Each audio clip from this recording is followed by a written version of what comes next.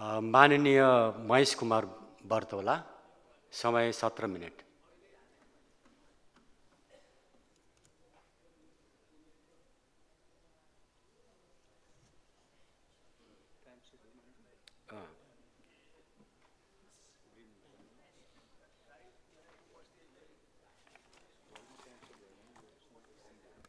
सम्मान्य सभामुख महोदय, सम्मान्य राष्ट्रपतिज्यूबाट संसदको संयुक्त सदनमा सम्बोधन मार्फत नेपाल सरकारको 82-83 को नीति तथा कार्यक्रम प्रस्तुत भएको छ। त्यसमा हामी छलफलमा छौँ। करिब आज हामी अन्तिम पुगिसकेका पनि छौँ। सर्वप्रथम म सम्मान्य राष्ट्रपतिज्यूबाट यस हाउसमा प्रस्तुत गर्नुभएको नेपाल सरकारको वार्षिक नीति कार्यक्रमको म नेकपा एमाले संसदीय दलको तर्फबाट र मेरो व्यक्तिगत तर्फबाट यसको म समर्थन जनाउन चाहन्छु। सम्मान्य सभामुख महोदय, सबैभन्दा पहिला त सरकारले यसपटक नीति तथा कार्यक्रम संसदमा पेश गर्दा विगतको उल्टो तरिकालाई सुल्ट्याएर ल्याएको छ। यसप्रति म सरकारप्रति म आभार व्यक्त गर्न चाहन्छु, धन्यवाद व्यक्त गर्न चाहन्छु। र सरकारले प्रस्तुत गरेको यो नीति तथा कार्यक्रम विगतको जस्तो भद्दा, छरपष्ट, कानुनको कसीमा अत्यन्तै कमजोर, स्रोत साधन विहीन तथा लोकरिजाइ मात्रै गर्ने र सुन्दा कर्णप्रिय जस्तो लाग्ने घोषणाको पुलिन्दाभन्दा धेरै माथि उठेर मुलुकको विद्यमान आर्थिक सामाजिक परिवेशको वास्तविक सीमा र धरातलमा टेकेर यथार्थपरक, वस्तुनिष्ठ, कानुन योग्य हुने गरी यो नीति तथा कार्यक्रम आएको देखिन्छ। सत्ता साझेदार दलहरू विशेष गरी नेपाली काङ्ग्रेस र नेकपा एमालेको बीचमा भएको सार्वजनिक समझदारी यसको जगमा, यसको आलोकमा यो नीति तथा कार्यक्रम आएको हामी पाउँछौँ। त्यसैले यसले आजको विद्यमान चुनौतीहरूलाई सामना गर्दै आगामी दिनमा मुलुकलाई नयाँ ढङ्गले दिशानिर्देश गर्ने र नीतिगत स्थिरता कायम गर्ने दिशामा यो कोसेढुङ्गा साबित हुनेछ भन्ने विश्वास गर्न सकिन्छ। तर सम्मान्य सभामुख महोदय, यति महत्त्वपूर्ण ढङ्गबाट आएको यो नीति तथा कार्यक्रमको बारेमा यो संसदमा विभिन्न कोणबाट बहस त भए। विशेष गरी प्रमुख प्रतिपक्षी दलको तर्फबाट र दलका नेताको तर्फबाट यो संसदमा उहाँले गर्नुभएको सम्बोधन हामीले सुन्यौँ।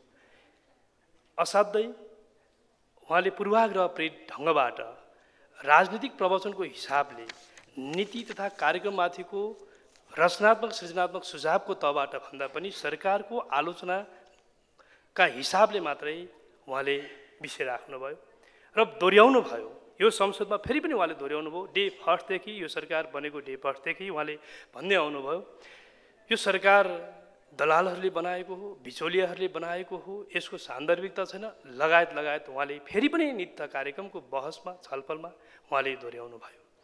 म आग्रह गर्न चाहन्छु,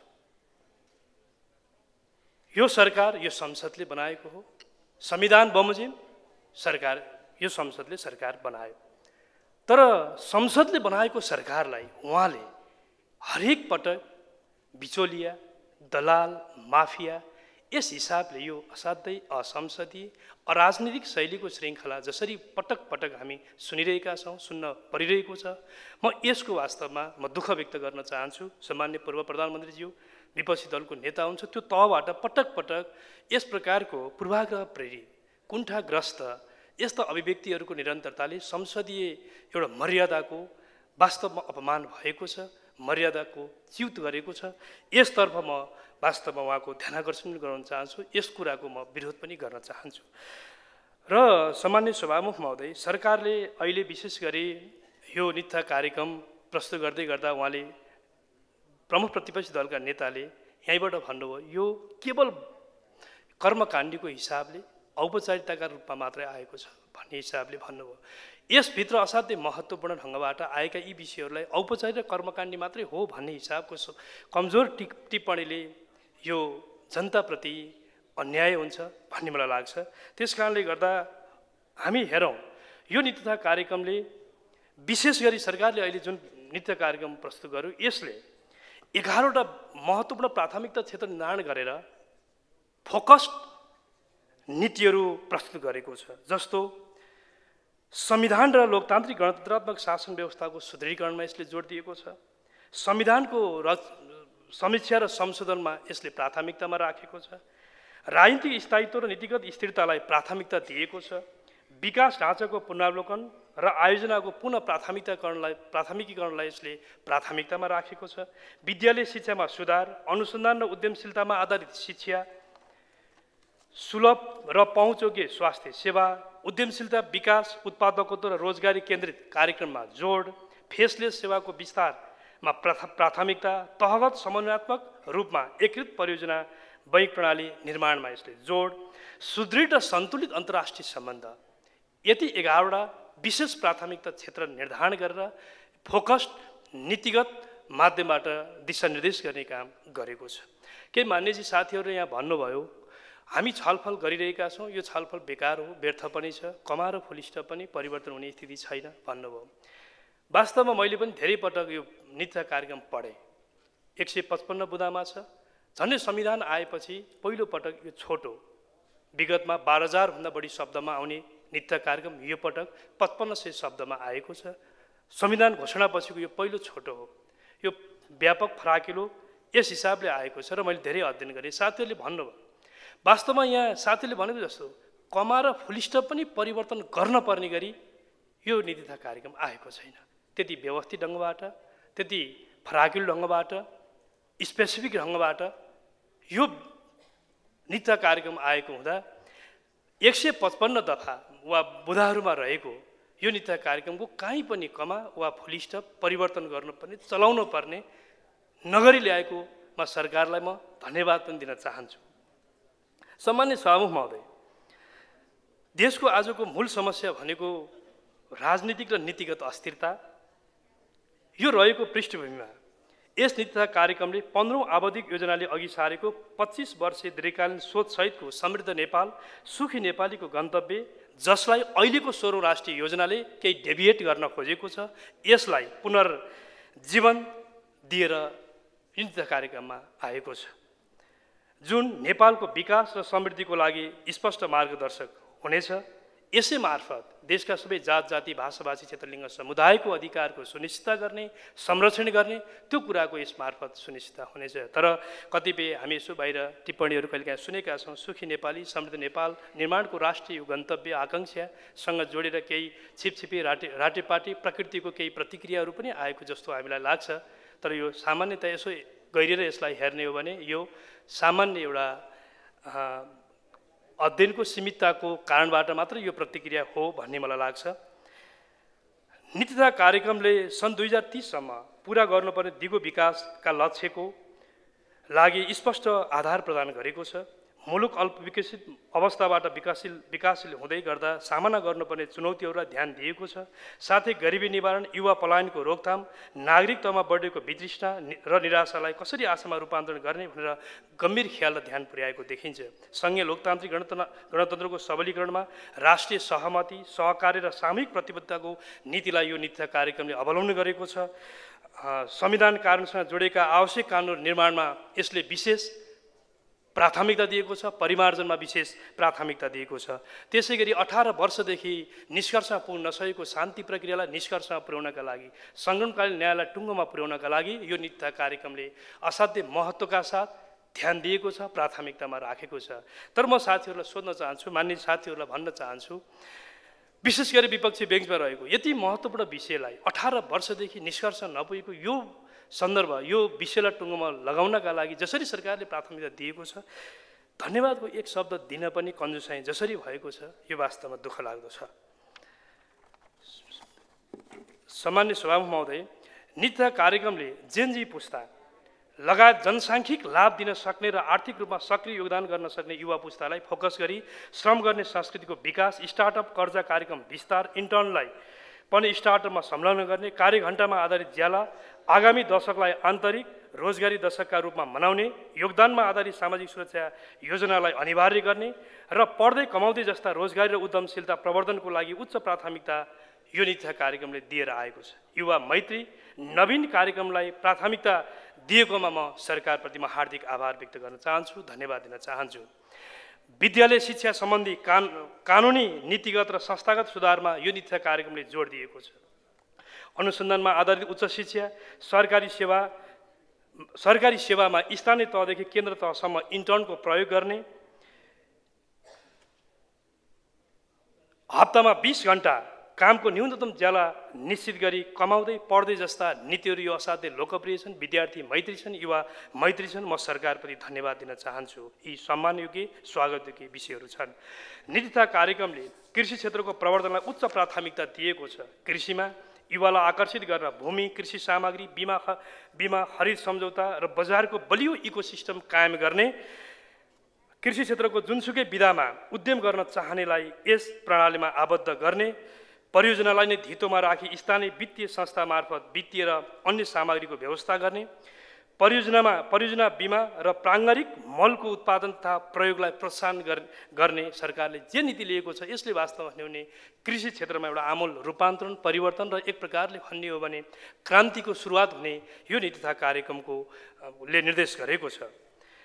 गैर आवासीय नेपालीहरूको क्षमता र सञ्जाललाई उपयोग गरी अन्तर्राष्ट्रिय स्तरमा नेपालको पहिचान र सम्मान वृद्धि गर्नका लागि यो नीति तथा कार्यक्रमले प्राथमिकता दिएको छ। तर यसमा बुझ्नुपर्ने, अलिकति ख्याल गर्नुपर्ने कुरा के छ भने पछिल्लो चरणमा विशेष गरी 11औं गैर आवासीय नेपाली सङ्घको 11औं अधिवेशनबाट निर्वाचित वैधानिक नेतृत्व त्यो रहँदै अहिले अर्को नेतृत्व आयो भन्ने जे चर्चा चलिएको छ। हामी सबै राजनीतिक पार्टीहरू हामी आफ्नो मान्यता अनुसार काम गर्छौँ। प्रवासमा झन्डै 60 लाखभन्दा बढी नेपालीहरू बसिरहनु भएको छ। उहाँहरू विभिन्न हिसाबले त्यसको अभिभावकीय भूमिका एनआरएलले गरिरहेको छ। हामी राजनीतिक पार्टीहरूले आफ्ना दल विशेषका सङ्गठनहरू प्रवासमा पनि खोलेका छौँ, चलाएका छौँ। तर एनआरएललाई यो राजनीतिभन्दा पर राख्नुपर्छ, दलीय विषयभन्दा पर राखेर यसलाई अगाडि बढाउनुपर्छ। त्यस कारणले गर्दा यसलाई त्यहाँका प्रवासमा रहेका गैर आवासीय नेपालीहरूको ज्ञान, क्षमता, अनुभव, पुँजीलाई देश निर्माणमा उपयोग गर्नका लागि उहाँहरूलाई विभाजित गर्ने मनसायबाट होइन, एकीकृत गर्ने ध्येयका साथ हामीले काम गर्नुपर्छ। यसमा हामी सबैको साझा भूमिका र पहल गर्ने हुनु जरुरी छ भन्ने लाग्दछ। सामान्य सभामुख महोदय, नीति तथा कार्यक्रमले औद्योगिक विकासमा सार्वजनिक, निजी र साझेदारीको मोडेललाई आत्मसात गरेको छ। यसले सुमधुर व्यावसायिक वातावरण निर्माण गरेर मुलुकको औद्योगिक विकासमा निकै ठुलो टेवा पुग्ने वा मद्दत पुग्ने यो सरकार लिएको नीतिले देखाउँछ। उत्पीडित तथा सीमान्तकृत समुदायका विद्यार्थीहरूलाई चिकित्सा शिक्षामा गरिएको आरक्षणको व्यवस्था र अन्तर्राष्ट्रिय पदक प्राप्त खेलाडी र उनीहरूका सन्ततिलाई अध्ययनका लागि व्यवस्था गरिएको छात्रवृत्तिको कार्यक्रम यो असाध्यै सकारात्मक छ, महत्त्वपूर्ण छ र सम्मानयोग्य छ। यसका लागि म सरकारप्रति धन्यवाद व्यक्त गर्न चाहन्छु। स्वास्थ्य क्षेत्रमा 14 वर्ष मुनिका बालबालिकाका लागि निःशुल्क क्यान्सर उपचार सेवा उपलब्ध गराउने, मस्तिष्क, मेरुदण्ड, मानसिक र स्नायु रोग उपचारका लागि काठमाडौँमा अत्याधुनिक राष्ट्रिय न्युरो साइन्स केन्द्रको स्थापना गर्ने, स्वास्थ्य बिमा प्रणालीलाई एकीकृत गरी गम्भीर रोगको उपचार समेत बिमा मार्फत हुने व्यवस्था सुनिश्चित गर्ने तथा जलवायु परिवर्तनको स्वास्थ्य चुनौतीहरूको समाधानका लागि क्लाइमेट हेल्थ रेजिलियन्ट युनिट विकास गर्ने जस्ता नीतिहरू यो असाध्यै अग्रगामी छन्, प्रगतिशील प्रकृतिका छन्। यसरी सामान्य सभामुख महोदय, हेर्दाखेरि यी नीति कार्यक्रमहरू असाध्यै उपयुक्त र आजको विद्यमान अर्थतन्त्रको सीमाहरूलाई पनि ख्याल गरेर, परिस्थितिको सीमाहरूलाई पनि ख्याल गरेर ल्याएको देखिन्छ। विगतको म मान्यजीहरूलाई पनि आग्रह गर्न चाहन्छु, विगतका नीति तथा कार्यक्रमहरूको पनि एकपटक अध्ययन गरौँ, समीक्षा गरौँ। कति नीति तथा कार्यक्रमहरू अर्थात् घोषणा भएका नीति तथा कार्यक्रमहरू कति कार्यान्वयन भए, कति नीति तथा कार्यक्रमहरूमा स्रोतको सुनिश्चित गरिएका थिए, कति ती प्रभावकारी भए, यसको समीक्षा गरौँ र वस्तुनिष्ठ ढङ्गबाट ती विगतका नीति तथा कार्यक्रमको अहिलेको नीति तथा कार्यक्रमसँग तुलना गरौँ। यसरी निष्कर्ष के आउँछ भन्ने कुरा सहजै अनुमान गर्न सकिन्छ। यो अहिले ल्याएको यो सरकारले प्रस्तुत गरेको नीति तथा कार्यक्रम व्यवहारिक छ, प्रगतिशील छ, जनमुखी छ। यसलाई भोलि बजेटमा रिफ्लेक्ट गर्न सक्दा यो मुलुकको विकास र समृद्धि, सुशासन र सामाजिक न्यायको केन्द्रीय कार्यभारहरू पुरा गर्न सकिने सामर्थ्यका साथ आएको छ। यसले यथार्थका जगमा लोकतान्त्रिक गणतन्त्रको सुदृढीकरण गर्दै यसलाई जनताको जीवनसँग जोड्ने, सामाजिक न्याय र समाजवादका आधार तयार गर्ने, राष्ट्रिय एकता सुदृढ पार्दै मुलुकमा राजनीतिक स्थायित्व कायम गर्ने तथा त्यसैको माध्यमबाट नीतिगत स्थायित्व सुनिश्चित गरी समृद्ध नेपाल, सुखी नेपाली निर्माणको राष्ट्रिय आकांक्षा पूरा गर्ने यो सङ्कल्प बोकेर यो नीति कार्यक्रम आएको हुँदाखेरि म सम्पूर्ण मान्यजीहरूलाई यसको स्वागत गर्न, यसको समर्थन गर्न म हार्दिक अपिल गर्न चाहन्छु, हार्दिक आग्रह गर्न चाहन्छु। त्यसै गरी यो नीति कार्यक्रमले वास्तवमा विगतको सरकारले ल्याएका राम्रा कार्यक्रमहरूलाई छोडेको हो त, निरन्तरता नदिएको हो? त्यस्तो होइन, दिएको छ। निरन्तरता राम्रा लोकप्रिय खालका कार्यक्रमहरूलाई व्यवस्थित ढङ्गबाट अगाडि बढाएको छ। सरकारले विशेष गरी अहिलेको नीति तथा कार्यक्रममा विगतको वर्षमा अघि सारेका डिजिटल प्रवाह, सामाजिक न्याय, साइबर सुरक्षा, नागरिक एप्स, अनलाइन कर प्रणाली, बैंकिङ पहुँच, श्रम शिक्षा जस्ता कार्यक्रमहरूलाई समावेश गर्ने कुरा यो असाध्यै सकारात्मक छ। सरकार बदलिँदैमा नीति तथा कार्यक्रम वा सरकारको प्राथमिकताहरू उल्ट्याउने वा राम्रा कार्यक्रम हटाउने अभ्यासले प्रणालीमा अस्थिरता ल्याउँछ भन्ने कुरा अहिलेको सरकारले राम्रोसँग बुझेको छ। त्यसकारण हिजोका राम्रा कुराहरूलाई अहिले निरन्तरता दिएको छ। विगतमा सत्तामा रहेका दलहरूकै कार्यक्रम अहिलेको सरकारद्वारा निरन्तरता दिनु यो नीतिगत योगदानलाई, नीतिगत स्थिरतालाई स्वीकार गर्नुपर्ने हो। सामान्य सभामुख महोदय, सरकारले प्रस्तुत गरेको यो नीति तथा कार्यक्रमले अघिल्ला वर्षहरूमा देखिए चाहिँ असीमित वा असम्भव योजनाहरू समेट्ने प्रवृत्तिलाई हटाएको छ। यो नीति तथा कार्यक्रमले जे सम्भव छ त्यही घोषणा गरिन्छ, त्यही कार्यान्वयन गरिन्छ भन्ने नवीन कार्य संस्कृतिलाई प्रारम्भ गरेको छ। यसले जनतामा भ्रम होइन, जनतामा भरोसा र आशा जगाउने काम गरेको छ। म सरकारलाई यसप्रति म धन्यवाद दिन चाहन्छु। अन्तिममा सामान्य सभामुख महोदय, वास्तवमा हामीले संसदीय मूल्य मान्यता र गरिमालाई हर हमेसा ख्याल गर्दै यहाँ हुने बहसहरूलाई त्यस हिसाबले अगाडि बढाउन जरुरी छ। कहिलेकाहीँ त्यसबाट तलवितल हुने र संसदका बहसहरूलाई हामीले आक्रोश र कुण्ठा आवेगको प्रकट गर्ने थलोको रूपमा प्रयोग गर्न खोजिरहेका छौँ। एकले अर्कोलाई, अर्थात् भनौँ आज पछिल्लो दिनमा हामीले यो सरकार बनेदेखि हामीले के महसुस गरिरहेका छौँ भने नकारात्मकताको सञ्चार गर्ने कुरालाई हामीले मुख्य प्राथमिकता दिइरहेका छौँ। राजनीतिक नेतृत्वले अर्को नेतृत्वलाई खुइल्याउने, तास्ने र आलोचना गर्ने त्यो कुराको श्रृङ्खलालाई मात्रै हामी अनवरत रूपमा जोड्न खोजिरहेका छौँ। यो विषयबाट हामी सबैले पाठ सिक्नुपर्छ। मुलुकका आजका विद्यमान चुनौतीहरूको साझा समाधानको लागि साझा पहल र प्रयत्न जरुर आवश्यक छ। त्यस ठाउँबाट हामीले संसदीय बहसहरूलाई, संसदीय मूल्य मान्यता, यसको ऐतिहासिक पृष्ठभूमि, यस आधारबाट जोडेर अगाडि बढ्नुपर्छ। यसका लागि हार्दिक अपिल पनि गर्दै अन्तिममा यो नीति तथा कार्यक्रम असाध्यै व्यावहारिक, वैज्ञानिक छ।